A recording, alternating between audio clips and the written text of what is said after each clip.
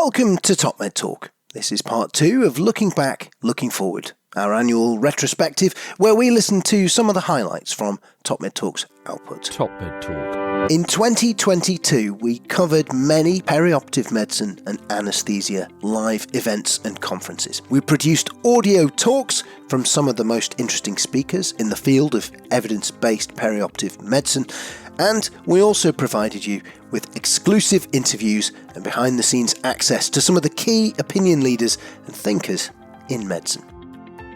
That's not to mention occasional exclusive news releases, hard-hitting debates, and the friendly charm of your favourite presenters, Desiree, Monty, Sol, Mike, and the rest of the team.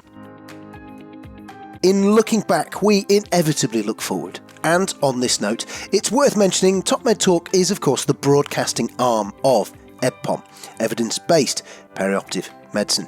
2023 is already set to be a great year for education, debate and learning, and we want you to be part of it. Check out ebpom.org now. It's been a tough few years, but there's a huge opportunity in medicine for perioperative practitioners to lead the way. Come to one of the EBPOM conferences and find out how and why you should become part of that solution. Coming up, we'll hear about an exclusive EBPOM talk given by the Chief Executive of the National Institute for Health and Care Research. We'll also be looking at the Great Fluid Debate and getting a feel for why one of the world's best scientists told the EBPOM London conference this year that he genuinely believes he knows nothing. Also in Dingle, TopMedTalk asked the question, is enhanced recovery after surgery really that different? What does evidence mean in the era of big data? And how do we define efficient trial design? All of this and more to come as we get a feel for the 2022 EBPOM Ireland Conference.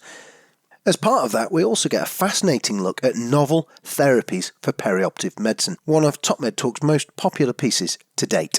Also, towards the end of the podcast, we're going to look at one of the conferences that we covered here on TopMedTalk, the American Society of Anesthesiologists Annual General Meeting, where we got to meet some of their global scholars, some of the most interesting and positive people we've met in our travels this year. We wanted to highlight it on this special show so that you maybe go back and have a listen to that. Don't forget, of course, you can find out more about these conversations simply by checking out the show notes, and that's where you'll find links to all of these pieces. So, EBPOM London 2022, a triumph. TopMedTalk will still be releasing talks from it over the next few months. Make sure you're subscribed to us to hear those conversations in full. One of the key moments came in a piece due to be released towards the end of January 2023. The National Institute for Health and Care Research, EBPOM London. It features Lucy Chappell, Professor, Chief Scientific Advisor to the Department of Health and Social Care and Chief Executive of the National Institute for Health and Care Research. The NIHR is very much here to fund and deliver world-leading health and social care research. We've shown how we've done that through COVID, but our offering is much wider than that and very much alive and kicking in this research community. With questions from the audience, this podcast provides a fascinating insight into the crucial debates and questions facing the NIHR, the importance of which is explained at the start in our speaker's introduction. Those of you not familiar with the NIHR, it is the UK government's major funder of clinical, public health, social care and translational research for patient benefit. And as such, she oversees a research budget of about £1.3 billion. So she's an important person to persuade of the importance of perioperative medicine. But where are we with research in the post-COVID era? And what would a research reset look like? But we need to remember that research and innovation sit within care, not anywhere in an ivory tower, not anywhere remote, and that every single person in this room, it could be relevant and is relevant to them. So I thought I'd look at this through the lens of our 7 strategic focuses and what it means for today, for 2022. It was published a year ago. Much has changed since then, but actually the underlying strategy is as important as it was then. The first focus is very relevant to many of you who run research studies. So we both need to build on what we learnt from COVID. A lot of people have told me what went well, what they didn't miss when the bureaucracy reduced. People took faster routes and it worked. So we should think about how we retain the lessons of what went well. But we are also trying to recover the health and social care system. The COVID response showed what we were capable of. Over 1 million people participated in COVID studies, and that compares to somewhere like Spain, where it was around 20,000. So we both contributed to the solutions, particularly around vaccines, therapeutics, diagnostics, but it means that it's proving harder to get back to where we were in terms of clinical research. In fact, we support clinical research around the country through the CRN, which has been tribute to delivery of the COVID-19 studies and is also crucial to what we do in our everyday research. And that is very much ongoing. But that same research delivery mechanism has led to a build-up of studies in the portfolio that isn't sustainable for the workforce that we have today. So we have carried on funding because people have still had important new ideas, not just in COVID, but around the whole science field. And we've seen studies extended because of the impact of the COVID pandemic. The studies have amended their protocols because clinical pathways have changed. We haven't closed as many, and we have funded COVID studies. So it's not entirely surprising that we are where we are with around 6,500 to 7,000 studies on the portfolio. NIHR only funds about 20% of those. The other 80% are from all the other funders. But we are rethinking whether the portfolio can really sustain that. So the idea of Research Reset says, how do we get that research route thriving again? How do we do what everyone in this room would want, which is that when they get research studies funded, they can actually make them happen? And how can we also make it happen for patients and public? For more on that, check out the podcast, the National Institute for Health and Care Research, EBPOM London. And don't forget, if you'd like to attend this year's EBPOM, in 2023 we have the EBPOM World Congress taking place in London. That's on the 4th till the 6th of July. Make sure you check out ebpom.org for more information on that. That's the EBPOM World Congress between the 4th and the 6th of July.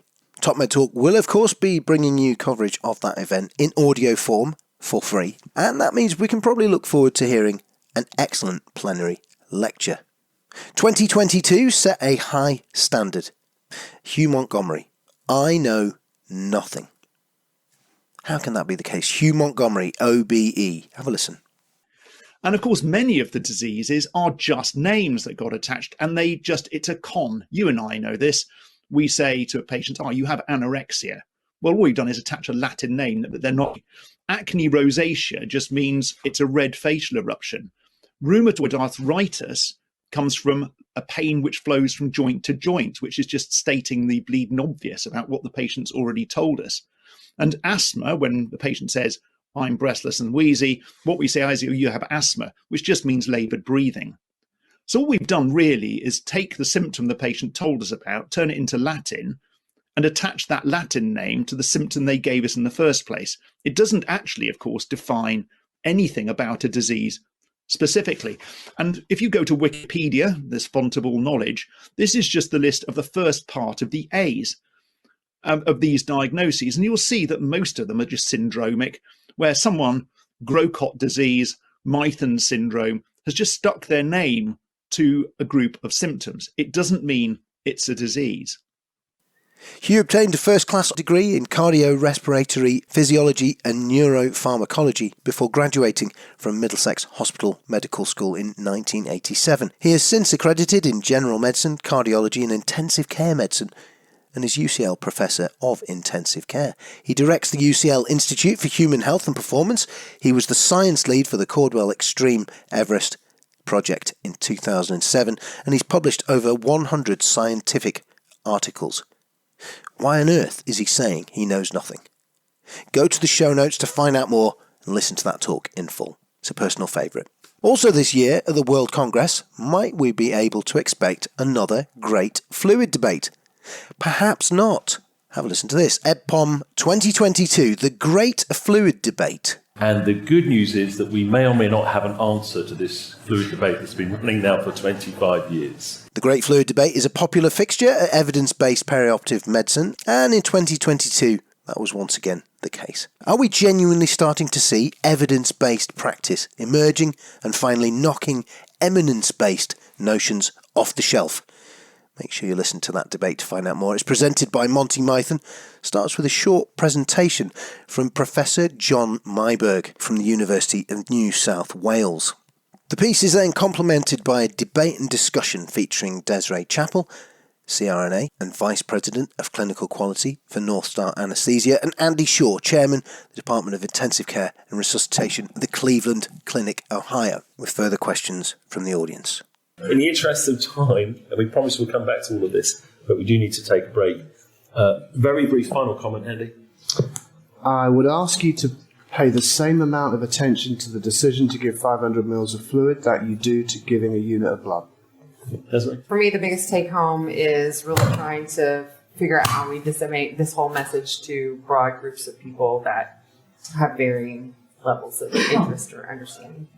John, do you think we'll be back here in 20 years' time? Cross that, not. My take on the comment is that the most important person in this whole exercise is the patient. You know, don't indulge in self-gratification at the patient's expense. The Great Fluid Debate, EBPOM 2022. Worth reminding you, there are video versions of some of these presentations available at the multimedia portal on ebpom.org. Make sure you check that out today and have a little look around. Now, earlier we mentioned one of TopMedTalk's most popular 2022 pieces, Novel Therapies for Perioperative Care. This from EBPOM Dingle 2022. So what about benzodiazepines, both in surgery and in sedation? Rob Sneed, Emeritus Professor, the University of Plymouth. In the 1960s, diazepam was a white powder that wouldn't dissolve in water. It forms a mucky, sludgy solution. It hurts when you inject it. But if you look at this slide inside the green box on the top left, the arterial blood pressure, which is the major trace, doesn't change on induction of anesthesia. So you can induce an anesthetic state with the benzodiazepine, diazepam, with really no effect on the blood pressure. That was fine, but it's a drug that hurts and is very slow to recover. Jim Reeves, a decade later, reported on midazolam, which is now water-soluble. It has a dose-response relationship. You give it more of it, you get a bigger effect. Great cardiovascular stability. At that point, they felt the midazolam was a promising anesthetic induction agent for further study in man. John Dundee, legendary Belfast professor of anesthesiology, insight into clinical pharmacology of those days. You could have midazolam in the morning and do a full day's work in the afternoon. But they also pointed out the lack of cardiovascular toxicity, which was a good thing. But there was great individual variability, which made it really not very useful as an induction agent. So the question, can we use benzodiazepines to induce anesthesia? The answer is yes. Is it useful? Well, that's questionable. Here is a small study comparing propofol anesthesia with alfentanil versus midazolam and midazolam with flumazenil reversal. You can see that use of midazolam as the maintenance agent produces a consistently higher blood pressure during both induction and maintenance of anesthesia. However, if you look at the time to open the eyes, the propofol patients open their eyes in 4 minutes, midazolam is 36 minutes, and even when you give them flumazenil, it still takes 10 minutes, so really not useful. Brings us to remimazolam, which was a spin-off from the Glaxo Wellcome project that led to remifentanil. It's had a very slow development, but it's broken down by the same tissue esterases that tackle remifentanil. Last year in Japan, where it's now been licensed for induction and maintenance of anesthesia, this is a big phase 3 study comparing 2 groups induced with remimazolam and another group induced with propofol, all the patients getting some opioid. Loss of consciousness, 78 seconds for the propofol patients and a few seconds longer for remimazolam. So it produces a useful induction of anesthesia. Is the bispectral index going down? You can see maybe the propofol patients are very slightly deeper. If you look at the adverse events coming out of that study, there are a lot more adverse events to do with hemodynamics, particularly hypotension, in the propofol patients. This is part of a larger talk which begins one of the Dingle Conference's most popular pieces.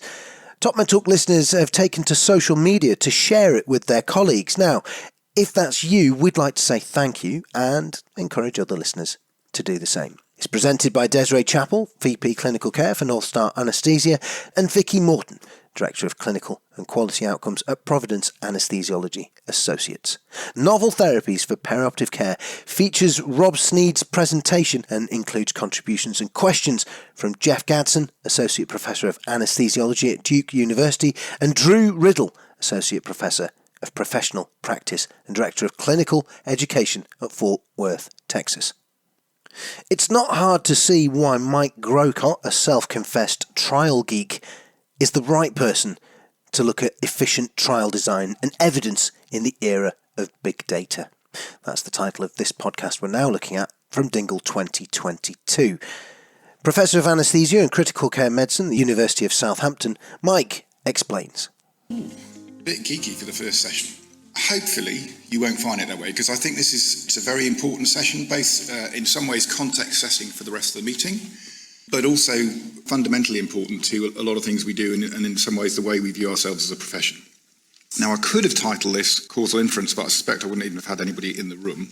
And what I want to do to start is explain why I think this is really important, why it's an important session, and why these notions are fundamentally important. And part of this is based, so I've spent a bit of the last 3 or 4 years knocking around with economists and health economists, and they have a particular way of looking at this.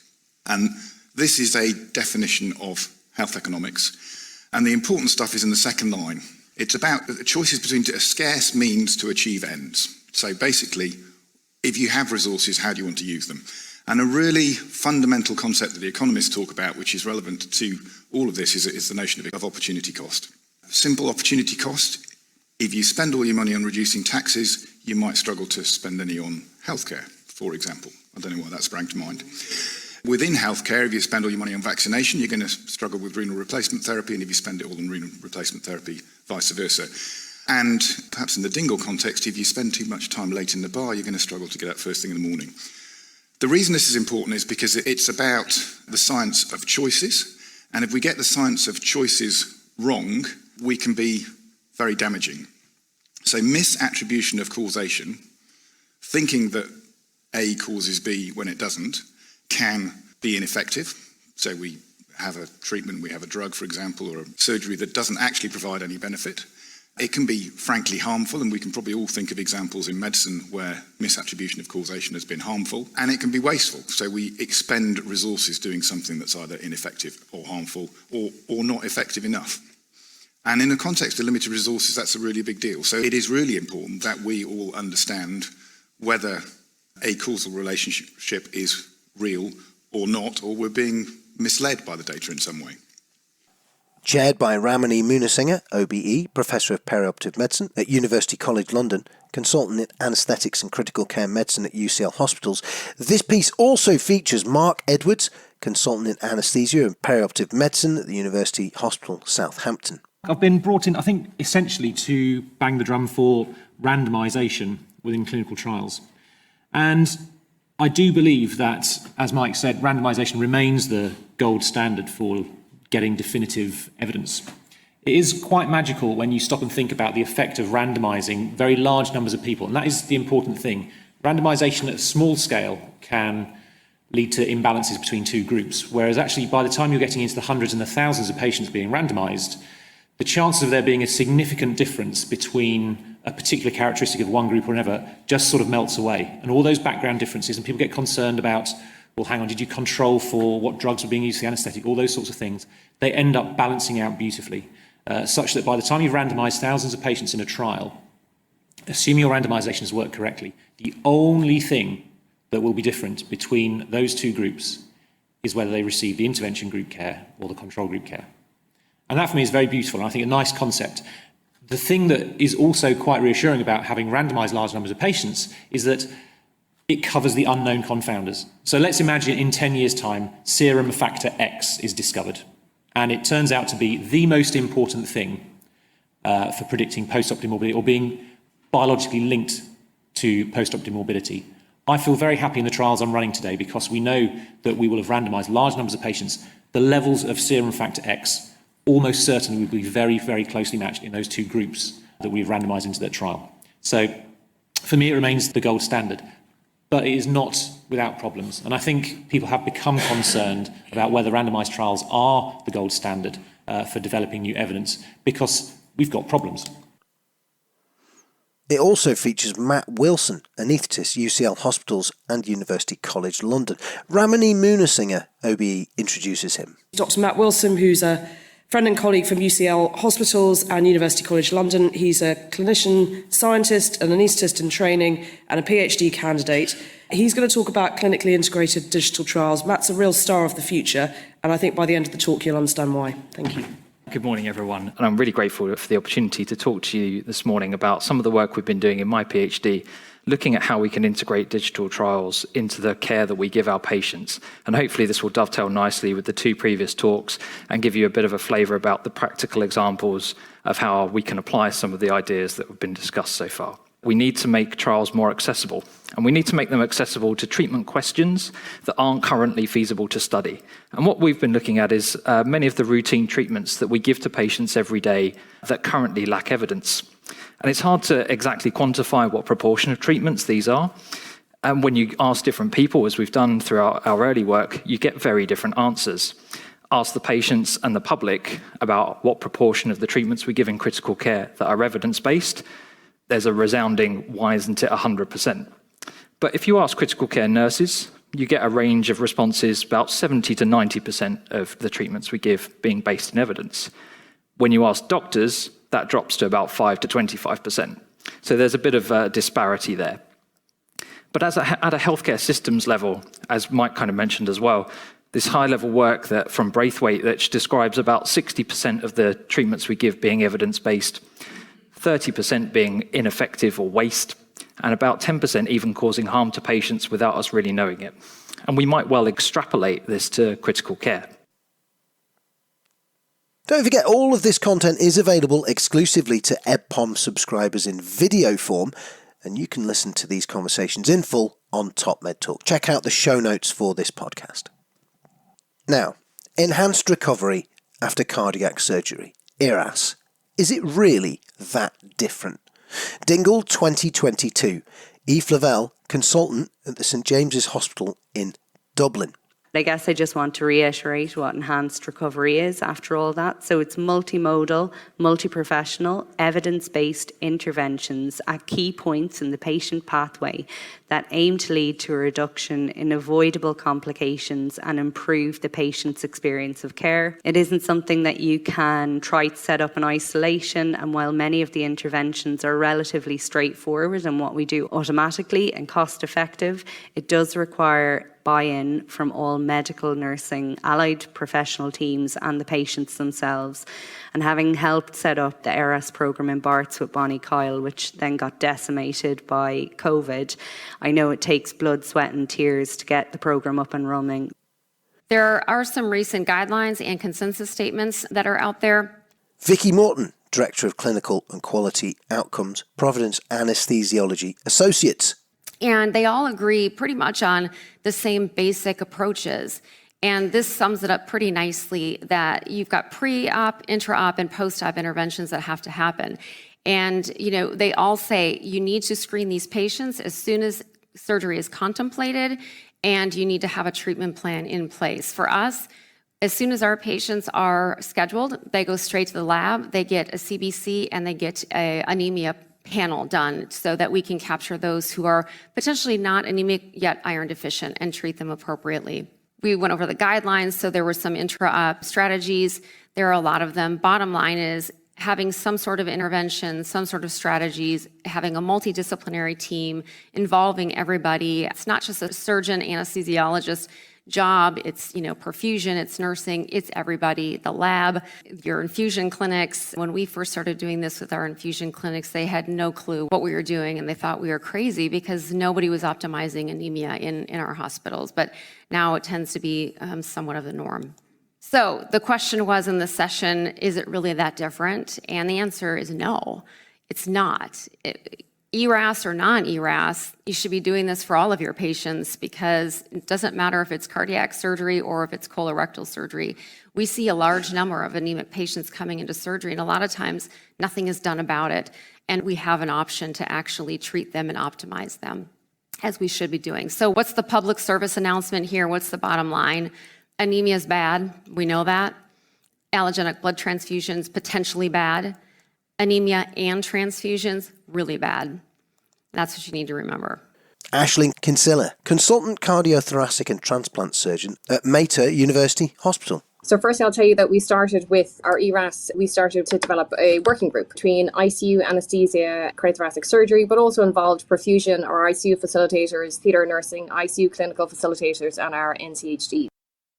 So the first step was trying to develop protocols and decide from a cardiac surgery point of view what patients would be suitable for ERAS. It was also important to try and delineate how we would identify these patients. We were going to identify the patients in our outpatient department, in pre-assessment clinic, and some would be flagged on admission to the hospital. That we decided that this should be part of the sign-in for the case in theatre and also for sign-out and also for on handover in the ICU, so that everybody's aware that this is an ERAS candidate. There's a lot of cases, there's a lot of papers written by Zhu et al. And Wang et al. In terms of risk factors for failed extubation within 10 hours of admission to ICU. So we know that if, in older patients, if there's bleeding, use of a post-operative intra-aortic balloon pump, poor LV function, previous cardiac surgery, we know that these patients are not going to do well with ERAS and they're not going to expedite in terms of extubation. So our inclusion criteria then, we looked at elective cases with a normal BMI, first cardiac surgery, reasonable lung function, good cardiac function on echo, and to start off with straightforward cases, so single cabbage valve, myxoma, an ASD, planned surgery. A debate which reminds you of the fundamentals and places you in the context of now in the post-COVID world. Well worth listening to. Enhanced recovery after cardiac surgery. ERAS. Is it really that different? Now, don't forget, of course, EBPOM Ireland will also be taking place in 2023. That's on the 26th to the 28th of September. Check out ebpom.org for more information. We'll also have tickets available for the Poets CPET courses. They're taking place in January and May. Also, of course, the Poets CPET events are planned and they're available on the ebpom.org website as well. Finally, here on TopMedTalk, just a quick word about the coverage we did of the ASA, the American Society of Anesthesiologists annual general meeting, Anesthesiology 2022. I highly recommend you check out some of those programs. The team did an excellent job and there is an enormous amount of audio waiting in our archive. The 2022 conference had many highlights, but I think I can speak on behalf of the team when I say that the ASA Global Scholars program was really impressive. Have a little listen to this. These are some of the people we spoke to in part 2 of a 2-part piece on the ASA Global Scholars Programme, supporting young leaders in the specialty from low and middle to lower income countries. My name is Amal Panasker and I work as Head of Programs at the World Federation of Societies of Anesthesiologists, or WFSA. I am Dr. Radit Shmelswork and I am an anesthesiologist from Ethiopia.